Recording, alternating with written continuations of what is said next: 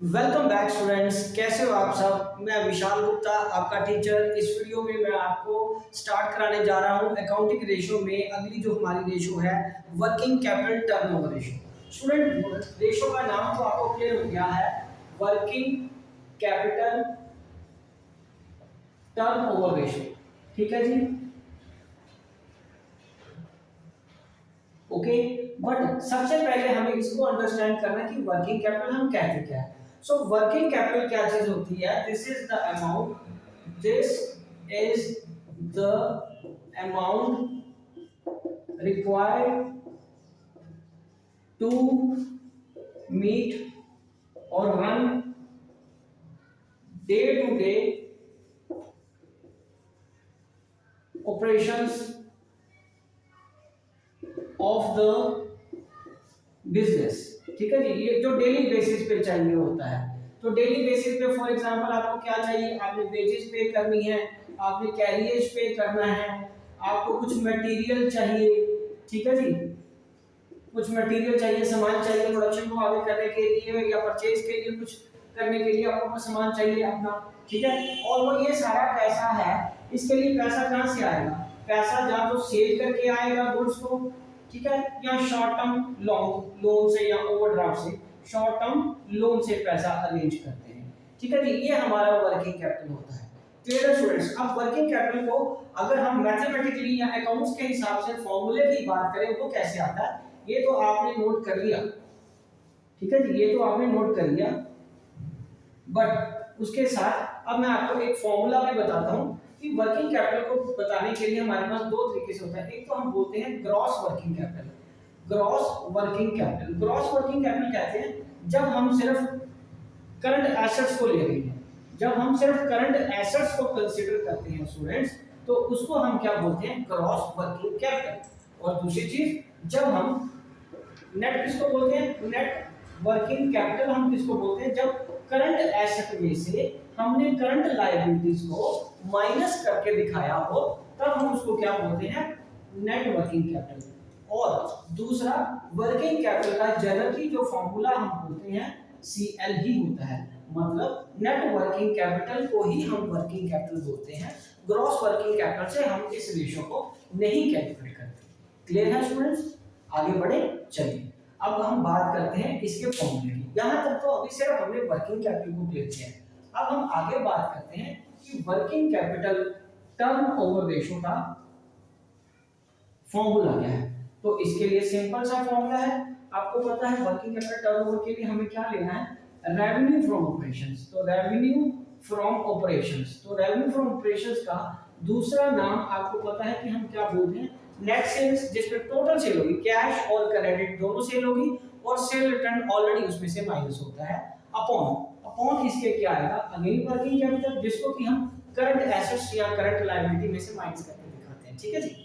और इसका दूसरा तरीका है कि अगर हम cost of goods sold upon working capital भी गिवन होता है, ये भी फॉर्मूला कई बार हम यूज करते हैं जब हमारे पास सेल की कोई इंफॉर्मेशन, रेवेन्यू फ्रॉम ऑपरेशन की कोई इंफॉर्मेशन अवेलेबल नहीं होती। एंड माइंडेड, ये जो फॉर्मूला है ये भी हमें टाइम्स में कैलकुलेट करते हैं कि वर्किंग कैपिटल कितने टाइम्स है हमारे पास available with respect to sales करने के लिए कितना पैसा लगेगा। ओके जी, okay.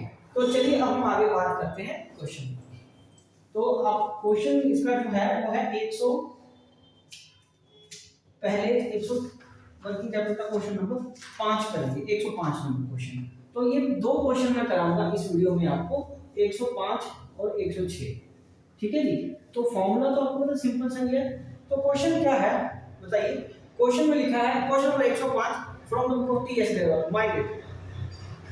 Calculate working capital turnover ratio from the following information. तो क्या कह रहा है? Revenue from operation कितना गिवन है? 24 लाख, और current assets minus current assets कितनी है?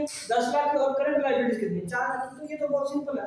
तो यहाँ पे हम लिखेंगे क्वेश्चन नंबर 105, ठीक है जी। और working capital turnover ratio is equal to revenue from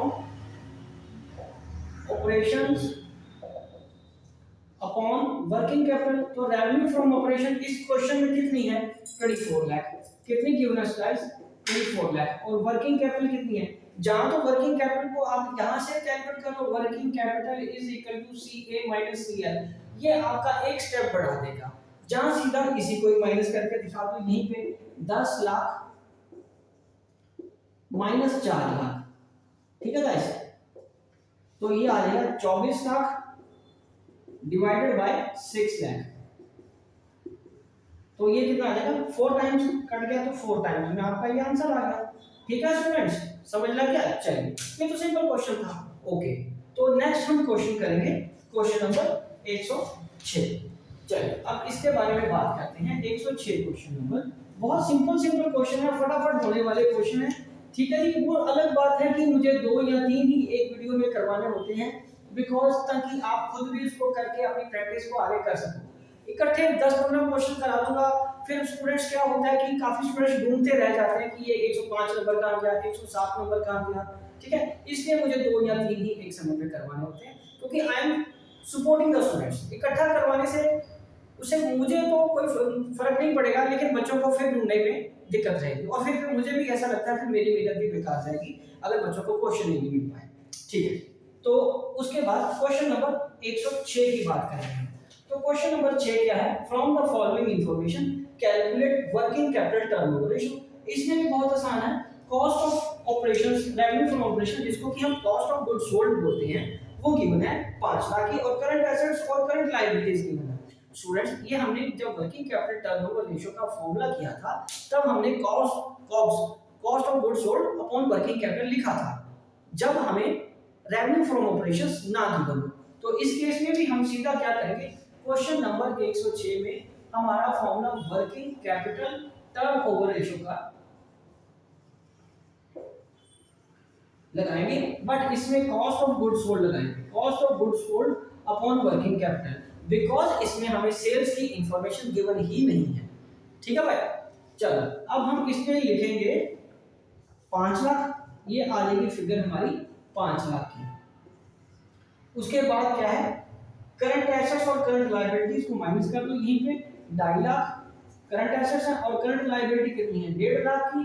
ठीक है जी, और उसके बाद यहाँ क्या आ जाएगा 5 लाख अपॉन 1 लाख, ये क्या आ गया 5 टाइम्स। ये क्या आ जाएगा गाइस 5 टाइम्स। तो आंसर मिलाइए 5 टाइम्स आ रहा है। ओके जी, तो इसी के साथ ये दोनों क्वेश्चन कंप्लीट होते हैं, और मैं ये वीडियो भी यहीं कंक्लूड करता हूँ। आप इस वीडियो के थ्रू आप फॉर्मूले को अंडरस्टैंड करिए और ये 2 बेसिक क्वेश्चन करिए, बाकी क्वेश्चन मैं आपको अगली वीडियो में कराऊंगा। ओके जी, डन।